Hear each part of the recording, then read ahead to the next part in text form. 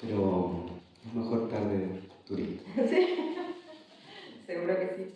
Tengo muchas cosas para charlar con vos.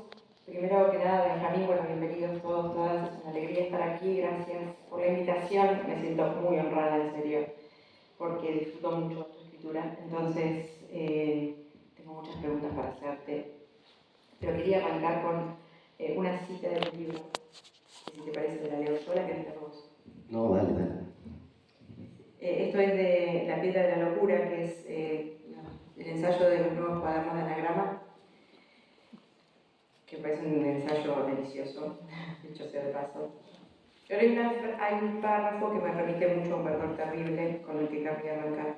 Y dice así: en 2020 publiqué un libro titulado Un verdor terrible, en el cual trenzo algunos de los hilos que forman la red de asociaciones, ideas y descubrimientos que dieron origen a la química, física y matemática modernas, porque estas disciplinas, junto con el súbito estallido de las tecnologías de la comunicación, la biología y la computación, se encuentran en la base de nuestra cosmovisión actual. Si bien esta perspectiva racional e ilustrada aún es poderosa e imponente, se está resquebrajando.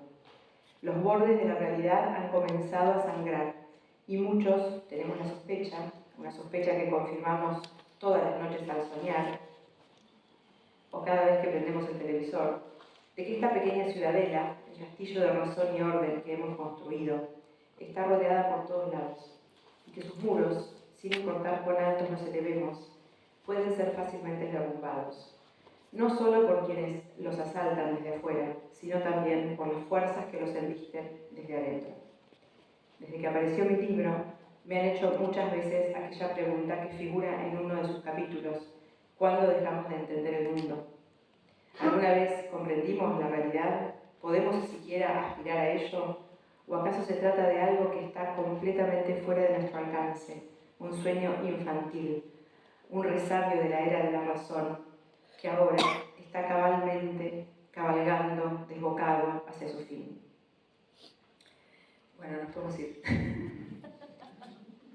Para mí este párrafo tuyo resume absolutamente muchos de los temas que aparecen tanto en La piedra de la locura como en Un verdor terrible, y sobre todo me interesaba empezar por el planteo de esta idea de que algo se está resquebrajando.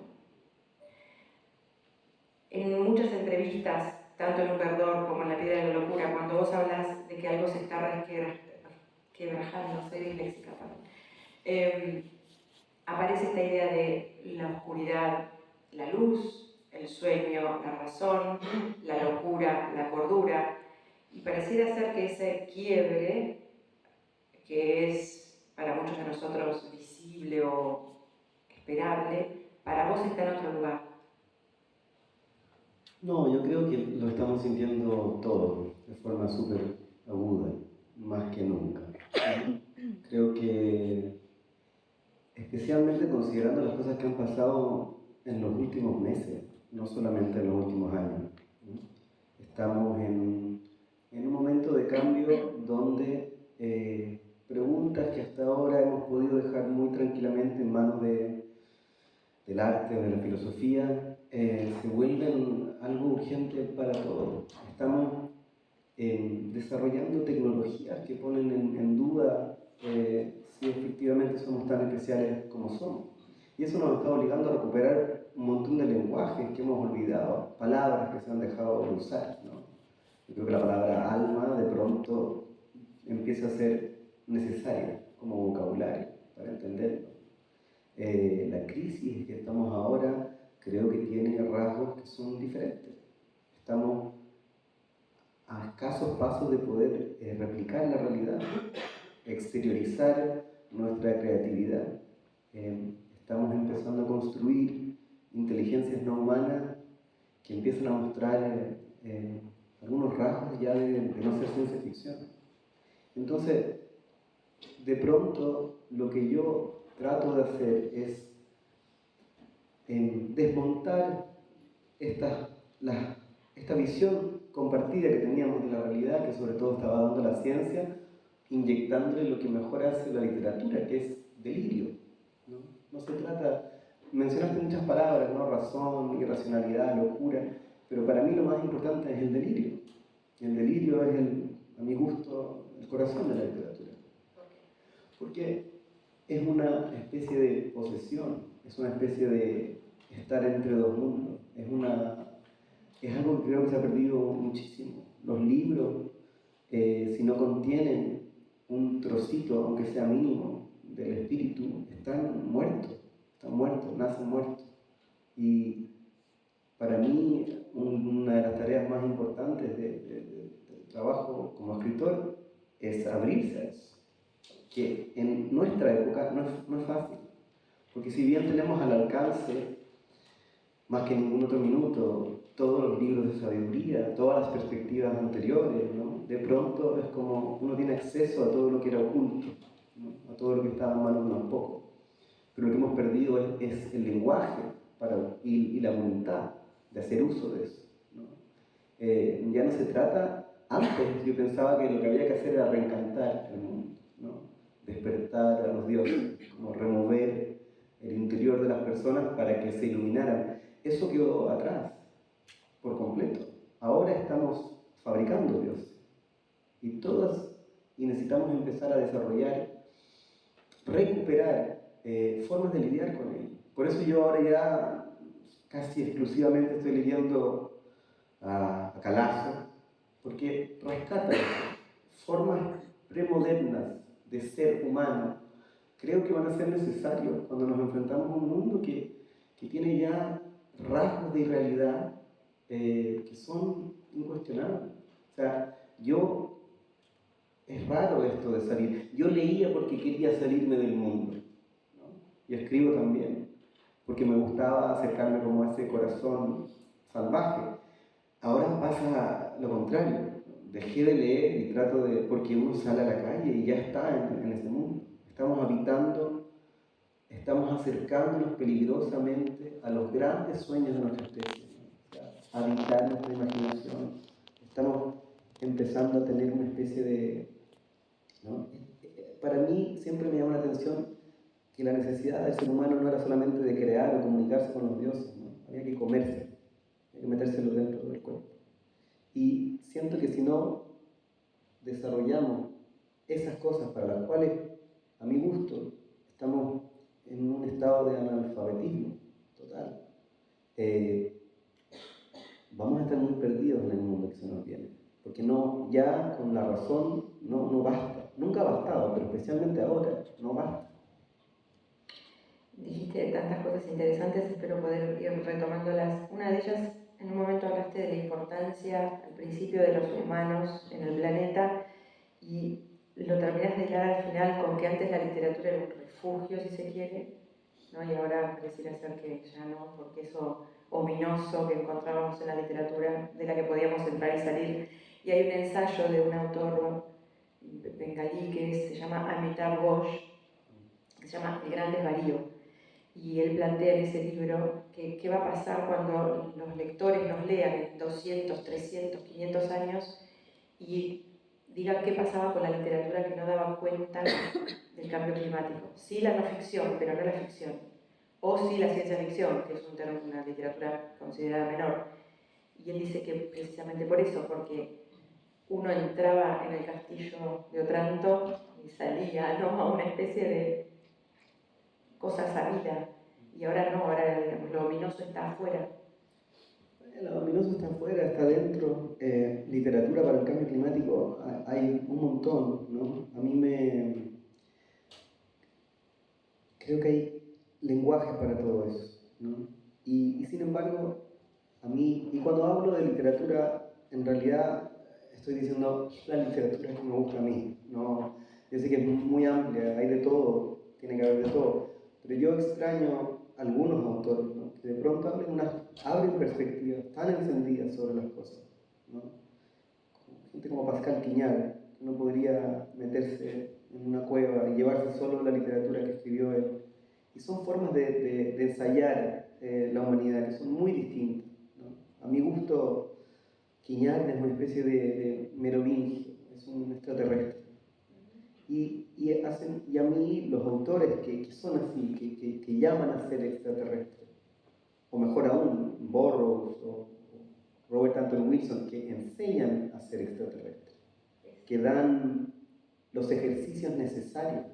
A mí siempre me ha sorprendido que se haya perdido esta noción de que para ser artista o para ser, no basta con ser humano, no basta. Que hay que de alguna forma ser inhumano. Al ponerse, es una visión que yo sé que es ingenua, pero que si no se hace, si tú no pasas por algún tipo de transformación importante y que lo que tú haces sea el vehículo que te transforma, insisto, estas cosas se han vuelto urgentes por el momento en que estamos. O sea, antes era despertar y luego desaparecer. Ahora hay que despertar para sobrevivir.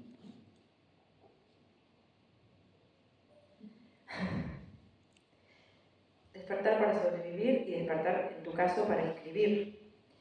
Y entonces, en este mundo que está cambiando a pasos demasiado vertiginosos, yo pensaba en tu ensayo, La piedra de la locura, que planteas en un capítulo, una parte que es interesantísima, de una chica que le escribe a tu traductor para decir que le habías plagiado el libro, y hay todo un trabajo que haces vos allí de explicar qué le pasa con su paranoia de que ella cree que hay una inteligencia artificial creando textos, y yo dije, ya está, Benjamín. Claro, eso era todo locura hace un año atrás. Y pasó un año. Claro, exacto. Entonces, ¿cómo mantenerse? No se trata de mantenerse al día. Yo creo que es algo mucho más urgente. No se trata de cómo poder ir a dejar a los niños al colegio. Entonces, de pronto,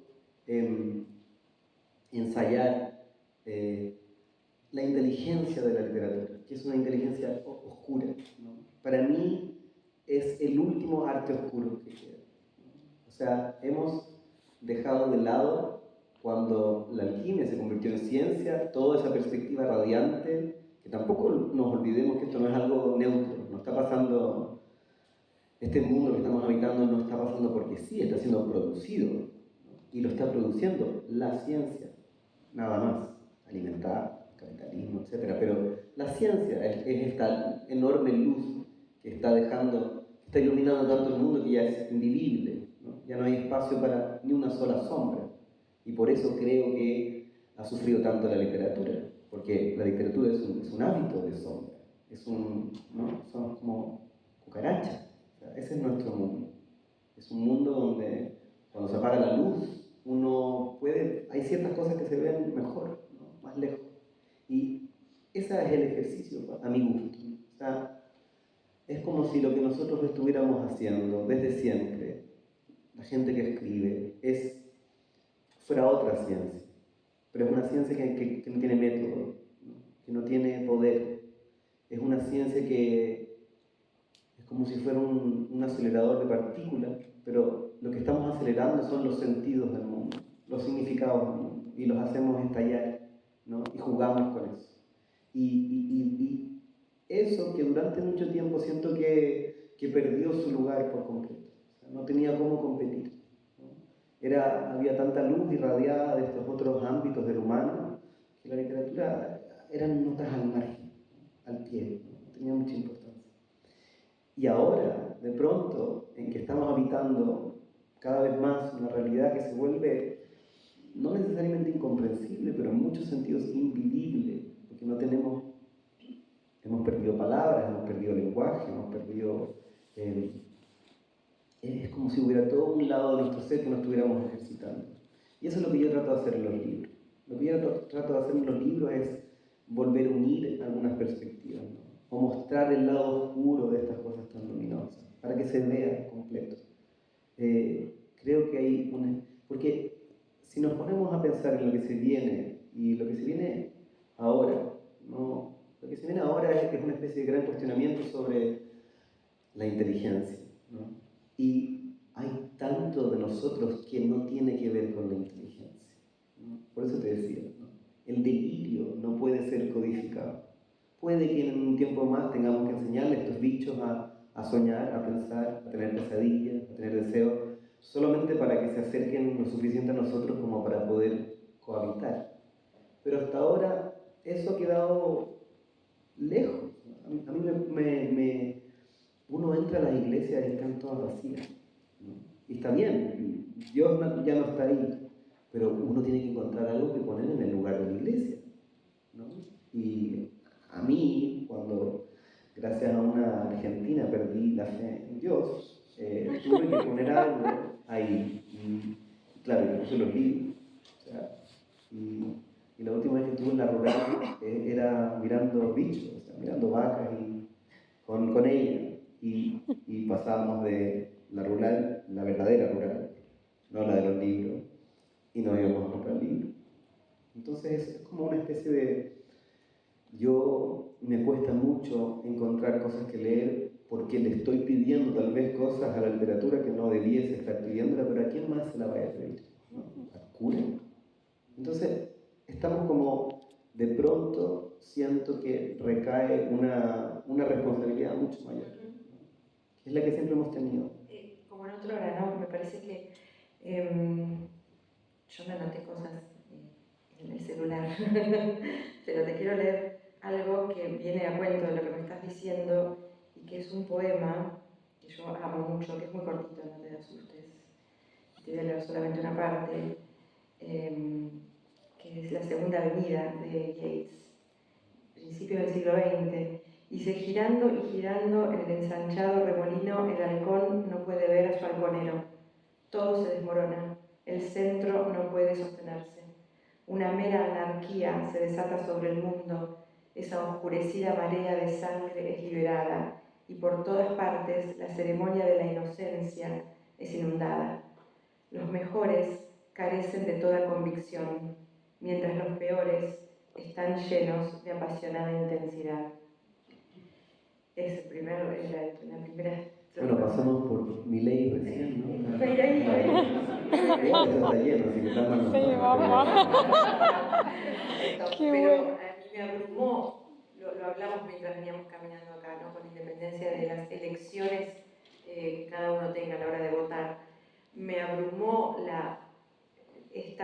dos cosas. En Un Verdor Terrible, la idea del delirio y la locura en estos científicos, ¿no? Que buscan delirados en lugares inhóspitos, en situaciones físicas deliradas, y no pueden parar con su pensamiento para aportar algo a la humanidad. En tu libro parece que cada nuevo aporte, como diría Hamlet, no hay nada malo ni bueno, pero es la forma que lo pensamos. Se puede transformar en una bomba atómica, ¿no? O en un gas que mata. Sí, pero sobre lo primero tampoco hay que desesperarse, ¿no? Porque la duda gana, la duda a la larga gana, ¿no? O sea, las verdades, creo que Aira, tal vez citando a otra persona, dijo: la fuerza de la literatura es que no está atada a ni una noción de la verdad, a una noción firme de la verdad. Y eso es fundamental, ¿no? Eso es lo que tenemos eso es lo que tenemos para entregar. O sea, yo creo que cualquier camino de sabiduría recorrido hasta el final, y en el libro yo lo que hago es seguir el camino de la física, porque era el que supuestamente nos iba a otorgar las mayores certidumbres, ¿no? Uno acaba en la contradicción y en la incertidumbre. Esa es como si fuese la más alta sabiduría a la que se puede aspirar, ¿no? La duda y la incertidumbre. La nube del no saber. Es que, no, el cuchillo del no saber, porque esa es la gracia, porque también tenemos problemas de falta de método, ¿no? Y de un pensar muy nebuloso, ¿no? Que no tiene bordes, que no tiene límites, y por ende está totalmente desprovisto de filo, ¿no? No, tiene que ser con mucho filo. Hay que poder clavar la realidad con el pensamiento. Y sin embargo, uno sabe que en la punta del cuchillo, ¿no? Hay un momento, en la punta misma estás tocando ahí lo más importante, que es el misterio, no la verdad. Y el misterio nos salva una y otra vez, lo ha hecho una y otra vez. Yo a mí, como mi próximo libro habla de inteligencia artificial, ya me están preguntando, y yo les digo, bueno, no se olviden de que no entendemos esto, ¿no? No entendemos la mente humana. no entendemos la inteligencia, no entendemos a las personas que nos han otorgado estas visiones sobre la realidad. Y eso no solamente es una fuente de temor, ¿no? Y de incertidumbre, es lo que hace que la vida sea vivible, ¿no? Es gran fuente de goce. Yo creo que con los científicos que tú me estás hablando, por supuesto, es una realidad inescapable que a medida que nosotros aumentamos nuestro poder y aumentamos nuestra capacidad de ver, se proyecta una sombra más larga. Es curioso que sea así. Lo que a mí, lo que siento que necesitamos es ver y apreciar más esa sombra, ver todo lo que nos da, porque nos da mucho.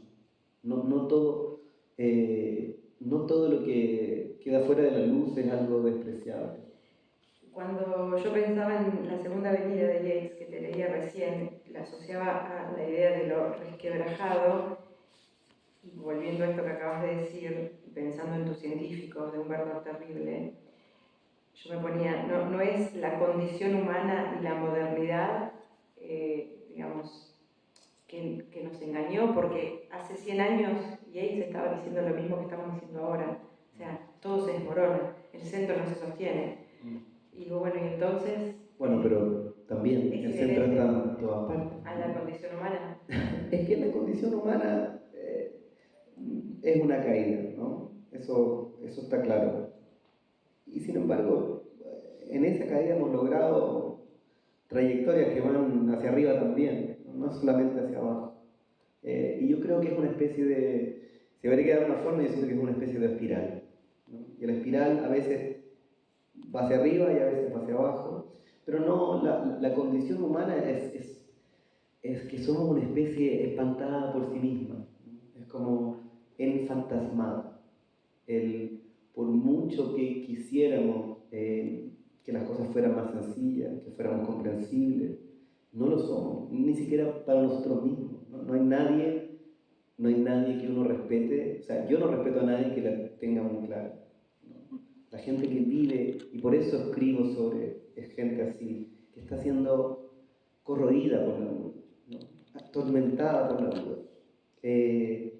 porque es cuando uno más vivo está, es cuando más cerca estás del corazón de las cosas, ¿no? Y sin embargo, uno también hay momentos donde se abren estas perspectivas que antes no estaban a nuestro alcance, y nosotros como individuos, sino la especie como un todo da pasitos, ¿no? O tropezones, nos vamos cayendo, ¿no? O lo que dice el epígrafe de Davenport, puede que subamos bajando, we rise, we fall. Se me olvidó ese epígrafe, pero We rise, we fall, we may rise by falling, defeat shapes us, our only wisdom is tragic, known too late, and only to the lost. Nos levantamos, caemos, podemos llegar a levantarnos mientras cayendo. El defeat, la derrota nos define, nos forma, nuestra única sabiduría es trágica, la aprendemos demasiado tarde y solo la aprenden los que están perdidos. Claro. Lleno de optimismo. Estamos bien jodidos. Estamos bien jodidos. Yo pensaba, yo puse acá en un momento, tuvimos una situación con Benjamín que me pedía preguntas y yo no hago preguntas, hago anotaciones. Entonces era un dilema existencial que compartimos a partir de los mails. Y yo pensaba, ¿no? Hablemos del nombre poético de El principio de incertidumbre o la teoría del caos o la entropía, ¿no? O sea, en los nombres... Son todos poetas frustrados, ¿no? De estas grandes... Poetas Pero frustrados. nos dicen desde el vamos, este es el principio de incertidumbre. Claro, pero también está el teorema de la incompletitud, que es horrible, ¿no? Pero sí, esos destellos de belleza, esos momentos de... Es que ahí mismo está, en lo que acabas de decir, ¿no? O sea, la teoría del caos, el principio de incertidumbre. La literatura puede jugar con eso, de manera que la ciencia no puede. El problema con la ciencia es que solo puede considerar lo que es verdadero y lo que es posible. La literatura puede considerar todo lo apócrifo, lo que está, inclusive las ideas y las teorías que han sido negadas, ¿no? por los experimentos. Nosotros podemos jugar con eso, y la totalidad del fenómeno humano es eso, es todo, no es solo lo real, no es solo lo que la ciencia puede verificar, ¿no? Digamos que, a diferencia de otras cosas, la literatura se alimenta de la mentira también, de lo falso, de lo irreal, de lo imaginario.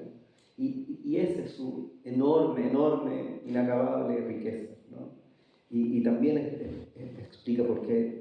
O sea, no sé, me pongo a pensar en la sinagoga de los iconoclastas, ¿no? Que yo les regalé a una amiga y nunca lo recuperé. Tus amigas y ex amigas vienen siendo un problema en tu vida, podemos charlarlo también. No, no es un problema, fue un problema, ya no es un problema. Se quedó con el libro. Pero en ese libro ahí está toda la belleza de la literatura, ¿no? Es como, y luego también las lecturas que hacen los libros sobre la realidad, la ciencia las recoge todo el tiempo. O sea, los quarks tienen nombre, los quarks existen como concepto porque Murray Gell-Mann estaba leyendo Ulises, y en Ulises hay personajes que son el uno, su opuesto y la negación de los dos. Y este tipo estaba haciendo física y dijo eso, y con eso se lo crearon los quarks.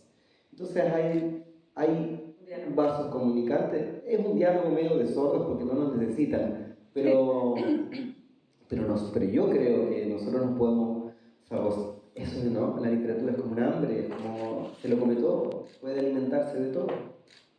Y eso es una cosa que no, es la razón por la cual yo escribo. Yo podría haber hecho cosas más importantes, pero... Dedicarte a la ciencia. No, los quiero mucho a los científicos y voy a seguir. No puedo escribir de otra cosa, trato, pero no sale. Pero dedicarse a eso, justamente donde hay muy poco espacio para la locura. Y yo necesito eso. O sea, hay algo de lo que venís hablando mucho, que es la realidad, la verdad, lo comprobable. Y en tu libro, en Un Verdor Terrible, claro, vos contás historias de científicos y me pasó que te leía en entrevistas y entonces decían, no, pero lo que yo cuento ahí, estos tipos lo hicieron de verdad. ¿Cómo se da hoy, en el mundo en el que vivimos, que combina la fake news, la necesidad de que todo lo que vemos, incluso en ficción, saber si... A mí me pasa cuando abro el micrófono en cualquier entrevista de cualquier autor, que hable de cualquier cosa en sus libros, y siempre hay alguien en la audiencia que me dice, ¿y esto que contás, te pasó a vos? ¿No? Esa necesidad de reafirmar que eso que se cuenta es verdad. Todo es real, todo me ha pasado. Nunca voy a mentir en nada. Lo juro. Pero es un problema. No, es que como una necesidad. imagínate, a mí no me hablan de otra cosa, como que, y tratan el libro como si... Es que justamente lo que... la verdad es una perspectiva muy limitada, ¿no? Los hechos son pobres, son los huesos de la realidad. Nunca nos han bastado. El ser humano, los niños chicos, cuando habláis con ellos, nunca es solamente un libro, nunca es solamente una mesa. Siempre es importante entenderlo, porque nuestra mente atrapa el mundo vistiéndolo de más. Es como que estamos como... Esa cosa que se da en las selvas, donde hay demasiado de todo, se da en nuestra cabeza también. O sea, nuestro problema es que estamos desbordando de sentido. Todo está ligado, todo está lleno de capas. Y el poder de la ciencia fue empezar a decir, bueno, retiremos esas capas, veamos qué queda. Y para mí la literatura es metámosle capas, ¿no? O sea, sigamos, es el movimiento contrario. Pero insisto, tanto lo que es verificable, la historia, los hechos, son solo un aspecto de la realidad. No vivimos así, nadie vive así. La gente no somos computadores, no somos inteligencias artificiales, somos reales. La inteligencia artificial es sucia, ¿no? Porque tenemos que lidiar con un mundo confuso, porque tenemos que lidiar con un mundo que efectivamente tiene un grado de complejidad que el término técnico es irreducible. Tú no lo puedes atrapar. No solamente por cosas como el caos, aunque el caos es una de las manifestaciones entretenidas porque cualquiera lo puede entender. Pero la realidad está tan preñada, que nuestra mente para lidiar con eso es como que le pone más y más ketchup, salsa, lo condimenta. Porque esa es una forma, porque esa perspectiva delirante y alucinada de la realidad es bastante más cercana al fenómeno en sí, ¿no? Para ciertas cosas uno necesita mucha verdad, ¿no? O sea, fake news y todas esas cosas son juegos de poder, pero la literatura está tratando de hacer otra cosa, está tratando de generar una iluminación que no es conocimiento, no es lo mismo que conocimiento. El conocimiento puede ser muerto, estéril, aburridísimo. Anda a contarle puede ser, ¿no? Hay veces en que es maravilloso.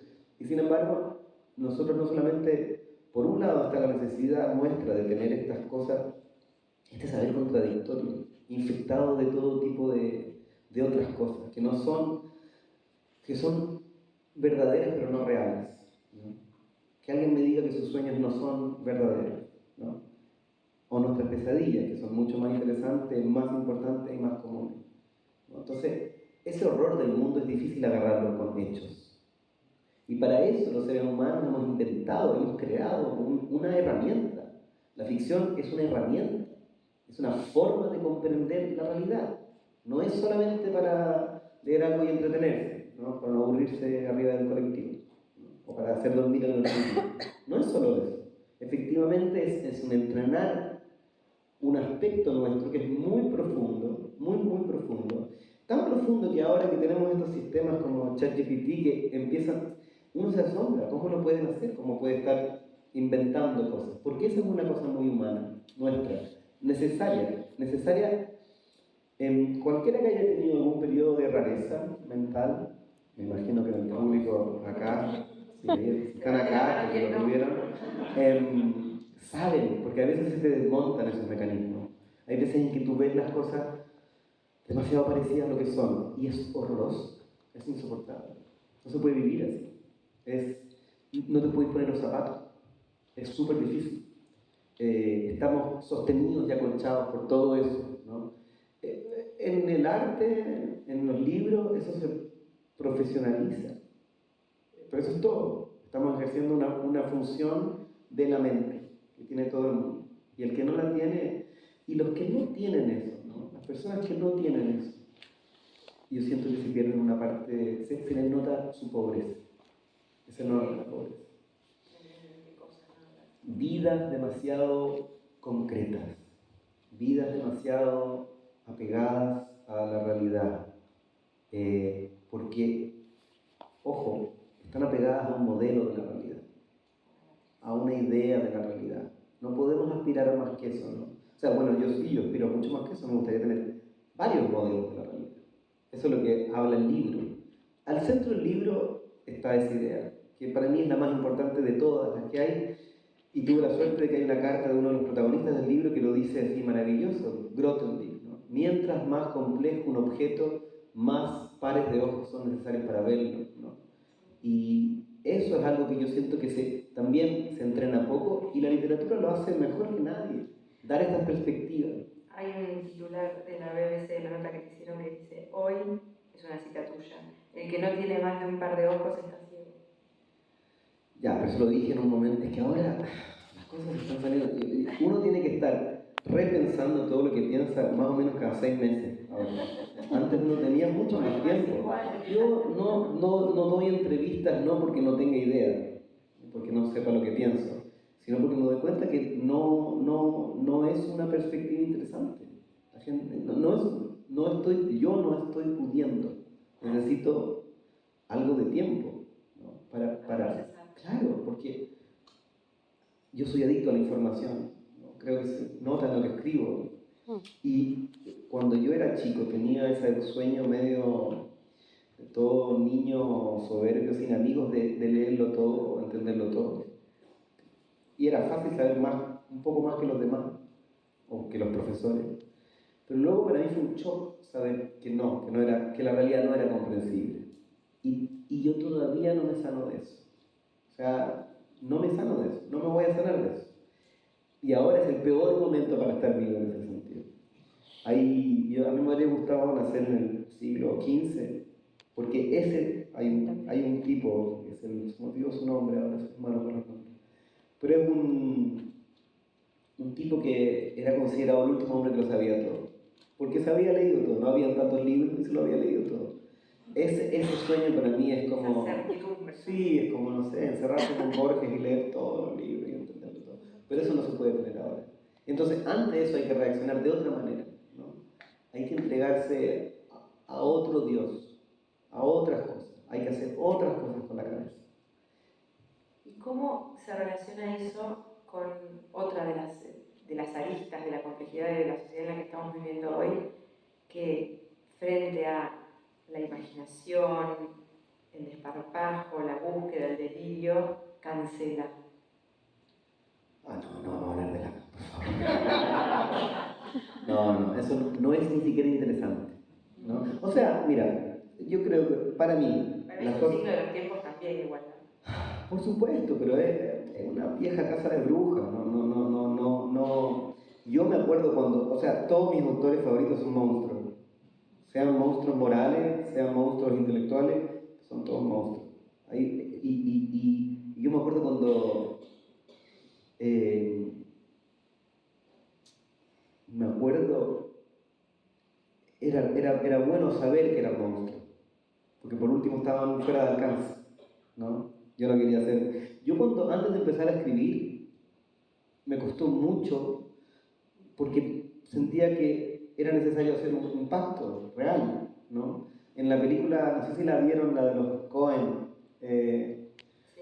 sin lugar para los débiles, empieza con un diálogo del sheriff, y él dice, bueno, antes de ser una sheriff, empecé a ver cómo en este mundo, toda esta violencia, toda esta matanza, y tuve que decir, ok, voy a ser parte de eso, ¿no? Y creo que para ser escritor, para mí todavía en esa época, había que hacer ese pacto. Había que hacer ese pacto. Había que abandonar el mundo simple de este tipo es un hijo de puta y este no. Porque casi todos los que me gustaban eran hijos de puta. Entonces, era ese ámbito de la cancelación y de... Lo que creo que es más grave que eso es que nuestra capacidad de imaginación evidentemente se agotó. Estamos mirando hacia atrás, copiando, reversionando, pero eso no es, a ver, no creo que sea solamente culpa nuestra, realmente. No creo que sea solamente culpa nuestra. Estamos viviendo un periodo en el cual nuestra imaginación no da. Porque la imaginación es una cosa probabilística también. Uno toma las hebras del presente, atrapa todo lo que puede del mundo, todo lo que le cabe en la cabeza y proyecta un poquitito más allá. Y ahora no cabe. Entonces, la ciencia ficción ya la estábamos habitando, no da. Y ese no dar, es horrible estar viviendo, pasando por eso, ¿no? A todos nos gustaría volver atrás, estoy seguro de eso. Porque yo me acuerdo cuando niño era insoportable salir conmigo a cualquier parte porque quería siempre una aventura, siempre. Entonces era como, y luego, no sé, me asaltaban en la esquina y era como, yeah, me asaltaron. De hecho, me asaltaron acá, justo enfrente de la rural, dos pibes cuando estaba con mi novia. Y para mí es lo que me acuerdo de ese viaje, ¿no? O sea, la primera vez que tuve que lidiar con un chorro. Pero lo que quiero decir es que la imaginación en ese minuto está en crisis por razones que no es solamente flojera, no es solamente que Netflix quiere hacer 10.000 veces la misma película. Es que realmente nos está costando imaginar un mundo, el mundo que viene, ¿no? Estamos como enfermos de presente. ¿Y qué rol juega en esa enfermedad dos conceptos que se pueden pensar diferentes, pero que para mí están muy ligados, que son la libertad y la censura o la autocensura? No me voy a censurar. No sé, está terrible, ya no se puede pensar con... Yo creo que en el fondo se sigue pudiendo pensar y se sigue pudiendo ejercer libertad dentro del ámbito de lo íntimo, ¿no? Y lo privado. Yo creo que todos tenemos que replegarnos en este momento, cerrar las redes sociales, ¿no? Dejar de compartirlo todo, no compartir nada, ser escasos, volver a ser misteriosos los unos para los otros, ¿no? Porque el panorama hoy en día las mejores personas que yo conozco y admiro no hablan. Y tal vez no está tan mal eso, ¿no? O sea, no hay nada que me interese menos que mis propias opiniones. Son puras weas que ya sé. O sea, todo lo que estoy diciendo ahora... Pues estamos acá sentados, cerrando la feria del libro. Sí, pero ¿sabéis que en realidad lo que es interesante de los demás son sus vidas, sus experiencias, ¿no? Sus emociones? La gente está enamorada de lo que piensa, de lo que opina. Y la verdad que a mí lo que yo quiero saber es, cuéntame algo que no le has contado a los demás. ¿Quieres que te cuente algo que no he contado a los demás? No, y me parece que acá logras eso, ¿no? Y le das esa vuelta de tuerca interesantísima a este grupo de científicos que cambiaron radicalmente la humanidad con sus descubrimientos, pero les das dos cosas. Una corporeidad a sus vidas que uno tiende a esto, ¿no? Como decías al principio, el hecho histórico del descubrimiento de la teoría del caos y el análisis. Pero el tipo que lo descubrió era un ser humano. Claro, y son ideas encarnadas. A mí solo me interesan las ideas encarnadas, las ideas que se han vuelto tan presentes en alguien que literalmente les sale por la piel. O sea, tienen problemas con sus cuerpos, se enferman. Para mí la metáfora más importante ahí es otra palabra en desuso, ¿no? Que es el espíritu. El espíritu es algo animado que no te habita. Y si bien yo no ando, bueno, sí, ando invocando espíritus, pero no lo hago, estas personas no están solamente lidiando con ecuaciones, ¿no? Hay diablitos en las ecuaciones. Hay cosas que están ahí animadas. Y hay un momento que vos decís eso también, ¿no? Como que miran, y uno lo puede sentir de manera maravillosa cuando lee tu libro, es una de las cosas que tanto quiero agradecerte, como que ven, lo decías también al principio, la realidad un poquito distorsionada, ¿no? Un poquito, están mirando desde un ángulo que no necesariamente es demasiado, pero ya ese movimiento, ya ese moverse unos centímetros, para ponerlo en términos de algo, ven otra cosa. Sí, creo que una mirada torcida sobre la realidad ve mejor la realidad está torcida, no, está torcida. Nosotros la ajustamos vemos nuestras avenidas, vemos nuestro mundo tiene muchos ángulos rectos, ¿no? Y sin embargo, lo que más nos gusta mirar son los árboles, son estas cosas torcidas, ¿no? Y esos caminos torcidos, yo trato de seguirlos, ¿no? De seguir, porque los caminos mismos que llevaron a estas ideas y luego lo que pasa con estas ideas son muy complicados, son complejos, y eso ahora me ha tocado hablar con gente que está trabajando en tecnología de punta y están aterrados, absolutamente aterrados. Saben que están creando algo, saben que están creando muchas cosas, que llegamos a un punto, lo dijo John von Neumann de una forma muy clara, dijo, estamos sintiendo los límites reales del planeta por primera vez. Eso lo dijo en el 50, ¿no? Pero las cosas se demoran en llegar, ¿no? De la misma forma que todas las metáforas mentales de la cuántica se demoran en pasar a ser parte de nuestra sabiduría como especie. Pero ahora cualquier gil entiende, ¿no? Entiende de una forma intuitiva la superposición, porque vive en un mundo donde debe estar en múltiples estados para habitarlo. Se vuelve una necesidad, ¿no? Es como ciertas personas medias tocaditas encuentran una parte de la realidad, esa parte de la realidad empieza a afectar el mundo y luego todos nos vemos afectados, ¿no? Entonces las cosas que están haciendo ahora, como esta gente ya no estamos en la etapa ingenua de la ciencia, ¿no? El libro, en un verdor terrible, lo que yo traté de hacer fue enfocarme en ese momento de pérdida de gracia de la ciencia. Es el momento en que se vuelve consciente de sí mismo. Es el momento en que Heisenberg dice, cagamos, o sea, no, el proyecto del mundo está afuera, y nosotros lo miramos, se acabó. Pero esa toma de conciencia, lo que ha pasado con el mundo, es lo que le pasa a cualquiera que tipo a los 20 y tantos años tiene un gran despertar, ¿no? O sea, uno queda en el terror, ¿no? Y por eso hay tanto horror también en el libro. Y están como esta gente que está trabajando ahora, están los que son ingenuos y los que piensan que vamos a vivir en una utopía, y están los que están teniendo ataques de pánico. Ataques de pánico. Porque ya no lo pueden frenar. Porque sienten, claro, porque no, claro, hay un poema se llama Moloch. Es como, porque claro, hay cosas que el mundo nunca ha estado en manos de nadie. A pesar de que la gente que le gusta la teoría conspirativa piensan que podría ser así. El mundo nunca ha estado bajo control, ¿no? El apocalipsis es una cosa como media continua. Lo que pasa es que ahora la velocidad, ¿no? La velocidad en que están cambiando las cosas. Los hindúes hablan de nuestra era como Kali Yuga. Y Kali Yuga lo que significa es la tirada que no da en el blanco. Ese es como lanzar algo y no da en el blanco. Eso es lo que estamos un poco viviendo, ¿no? Estamos viviendo lanzados, estamos todos suspendidos y todos sabemos que deberíamos ir hacia allá y que estamos torciendo y andando por otro lado. Y ese hacia allá, para vos, ¿dónde estaría mejor puesto? Para la izquierda y hacia adelante. Hacia la izquierda y hacia adelante. Deberíamos haber tomado el camino de Coyote, ¿te acordás ese dibujito? Debía haber doblado en Albuquerque a la izquierda. Nunca dobla. ¿Qué fue lo que más te conmovió de investigar las historias de estos científicos que nos contás aquí en Un Verdor Terrible?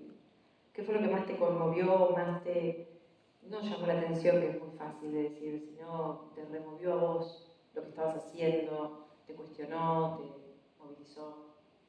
Es que a mí lo que me calienta es muy abstracto. Entonces, a mí hay un término en la ecuación de Schrödinger que se llama la función de onda. Y la función de onda es un término que si tú se lo mencionas a un físico se ponen a temblar, porque realmente es estas cosas donde yo digo, de pronto encontramos cosas en el mundo o en nuestra imaginación, o si eres Platón, si eres seguidor de Platón, en el reino de la idea, que realmente parecen contradecir todo lo que sabemos, ¿no? Y encontrar esas cosas son las que me gustan a mí. O sea, es un término. Es lo mismo que le pasó a Einstein. Einstein hace una ecuación maravillosa sobre el universo y de repente dice, uy, no funciona, tengo que agregarle una constante. Y la saca, porque dice, no tiene sentido. Y ese fue como el gran error de Einstein. O sea, si tú la metes, el universo se expande y no es fijo. Y si tú la sacas, es fijo. Y había que meterla. Y después la tuvo que meter porque si no, no funcionaba. Y para él no quería aceptar lo que su propia mente había descubierto sobre la realidad. Eso es lo que a mí me vuelve loco. Porque es lo que yo estoy tratando de buscar en mi vida. ¿Cuáles son las cosas que yo no soy capaz de entender, que yo no soy capaz de tolerar? Yo estoy intentando vivir lo más cercano posible a ese tipo de contradicciones. Y hacer eso con un libro y encontrar esas cosas en la literatura es difícil. Pero a ver cuando aparecen, o sea, aparecen. Hay momentos también así en todo. Están acá. Vengo de un museo, acá esos museos que como chilenos dan ganas de quemarlos todos por envidia. Hay un cuadro de Rembrandt, está en el Bellas Artes, ¿no? Y es una mujer muy fea, muy fea. Y es un ángel, Y yo desde chiquitito siempre he sido el pintor que más me conmueve. Y lo que me pasaba, lo que realmente me di cuenta que lo estaba disfrutando, es que no podía entender. ¿No? Y un poco de haber pasado con el Bosco. Como Messi, todas esas cosas. Aparecen en el mundo y yo soy como adicto, yonki de la epifanía, ¿no? Y ahí en el libro hay varios de esos. Grothendieck, el matemático, Grothendieck hace una lista que es real, pues yo le quería poner a lápiz en el libro, pero es más caro, así que no me dejaron. Pero es una lista de de su camino espiritual, por así decirlo. Y yo ya he hecho suficientes estupideces como para entender algunos de esos cositas. Pero para mí era como, es como un diálogo de loquitos a distancia. Pero ahí era como, vi ciertas cosas que reconocí como propias y él es el mejor personaje del libro porque además todo lo de Grothendieck es 100% real. O sea, lo pueden buscar. El tipo vivió de otra manera, percibía el mundo de otra manera. Un hombre capaz de ver un universo en un punto. Y como yo no sé de matemáticas, ni sé de física, ni sé nada de lo que estoy hablando, de pronto te topas y solo puedes... Y él quería ser escritor. Quería ser escritor. Le gustaba tanto escribir, escribía con tanta pasión que pasaba la hoja al otro lado, rompía la hoja. Increíble. Hay una frase que me gusta mucho en La piedra de la locura, que vos hablas que como que la historia es, acá te cito, la construcción del propio sentido del mundo. ¿Qué pasa ahora con la inteligencia artificial y el concepto de historia? Que es un concepto que vos acá ficcionalizás muy bien, está muy bien, digamos, esta idea de darle cuerpo al hecho histórico, al evento. Pero en un pensamiento más amplio del concepto de historia, ¿no? Si la historia es la construcción del propio sentido del mundo, que es como que le hemos querido dar a la forma que tenemos de entender el mundo, lo decimos al principio del ensayo. ¿Qué pasa ahora con la historia como esa creación, si se quiere, incluso moderna, ¿no? O como la entendemos ahora? No sé. Ay, bueno, No, es que te puedo hablar en serio porque estoy en ese estado donde no pienso en otra cosa que la inteligencia artificial. Escribí un libro entero. Eso te iba a preguntar también. Sí. O sea, que salgamos de... Es que no te voy a, ¿para qué voy a chamullar? No, pero vamos a publicar un libro ahora sobre inteligencia artificial. No, es un libro sobre la inteligencia. Okay. ¿No? Es un libro sobre inteligencia. Tiene 3 partes. Comienza con el mejor amigo de Einstein, que era un físico medio del montón, pero muy respetado. De hecho, está en la conferencia famosa con todos los otros 40 hombres y una mujer. Él está ahí. Y él está ahí y era como el Sócrates de la física de la época. Alguien que era un gran profesor, un tipo que podía desmontar las ideas del otro. Y luego pasan, era un hombre judío, él tenía un hijo con síndrome de Down, lo tenía en un asilo en Alemania, y él ve el surgimiento del nazismo y ve el surgimiento de la mecánica cuántica y se ve enfrentado, igual que tú y yo ahora, con un mundo que no puede entender. Y le pega un balazo al hijo en la cabeza y luego se pega un balazo en la boca a él. Entonces, el libro parte con esa nota optimista, que es cortito, parte con un ensayo sobre Paul Ehrenfest. Mato al chico en el primer párrafo, así que no estoy spoileando nada. Siempre lo mato en el primer párrafo. Y luego cuento la historia de John von Neumann, que es, a mi gusto, el ser humano más inteligente del siglo XX. Se llama John von Neumann, es un matemático húngaro que básicamente le dio forma al siglo XX. No es conocido por razones, porque tocó todas las áreas de la ciencia. El tipo que hizo las ecuaciones para la implosión de la bomba de plutonio, creó las bases matemáticas de la mecánica cuántica, hizo las primeras máquinas autorreplicantes, estableció áreas completas de la matemática, publicó todo. Era tan brillante que su mejor amigo dijo, mira, yo fui amigo de Planck, de Lowey, de Heisenberg, trabajaba con Einstein y nunca conocí una mente más aguda que la de Jan von Neumann. Lo dije frente a esos otros tipos, nunca nadie me contradijo. Solo él estaba verdaderamente despierto. Eso es lo que dice. Yo leí esa cita y dije, ahí está el próximo libro, ¿no?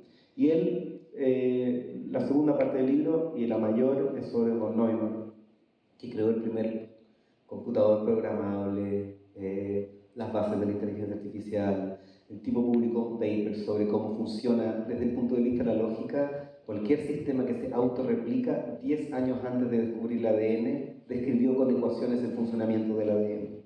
Y es así una figura completamente prometeica. Entonces, mi respuesta a qué onda la inteligencia artificial, yo digo, no sé, pero existió una antes, de carne y hueso, se llamaba John von Neumann. Veamos su vida para ver qué podemos esperar del siglo XXI, porque es así. El tipo estaba absolutamente en otro nivel. La gente que interactuaba con él decía, parece ser un paso adelante en la evolución del ser humano. Era así. Entonces, cuento esa historia a través de la gente que lo rodea y luego lo mato, obvio. Y el último tercio del libro son los 5 juegos que jugó el campeón surcoreano de Go en contra de la inteligencia artificial de Google, perdón, de DeepMind, que en ese minuto en 2017 era la más avanzada y ahora está en pañales.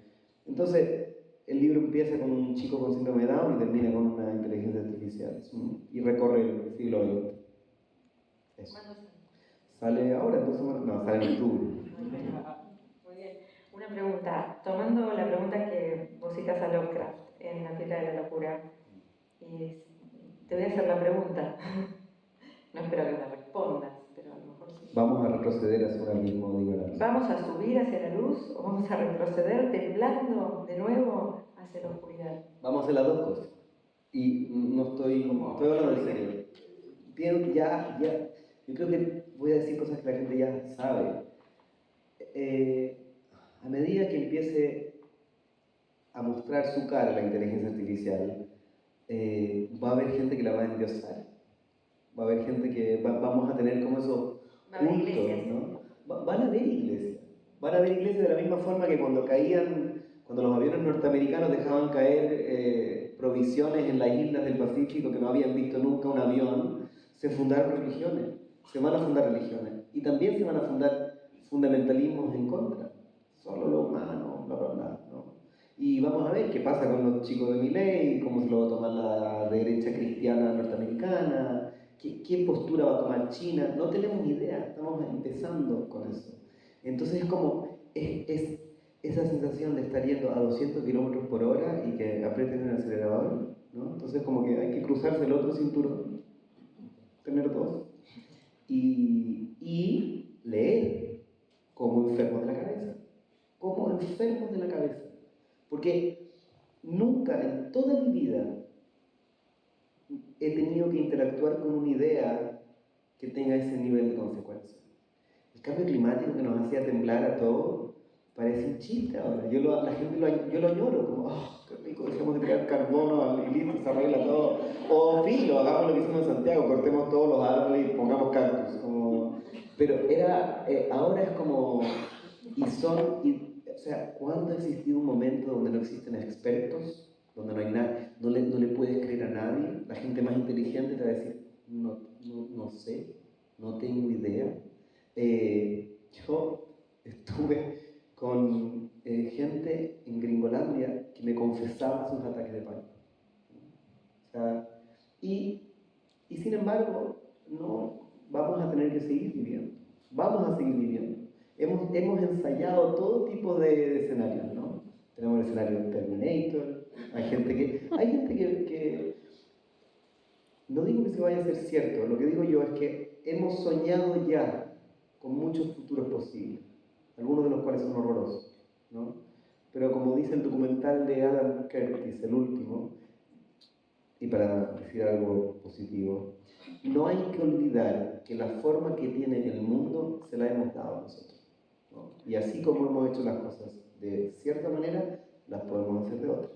El refrán ahí en el museo. Exacto. Yo hago un juego con mis entrevistados, eso no te lo dije en los mails. Porque te habría dicho que no. Claro, pero ahora no vas a decir que no frente a toda esta gente que Yo está soy mirando. perfectamente capaz de decir que no. Te aseguro. Este es un juego re divertido, te va a encantar.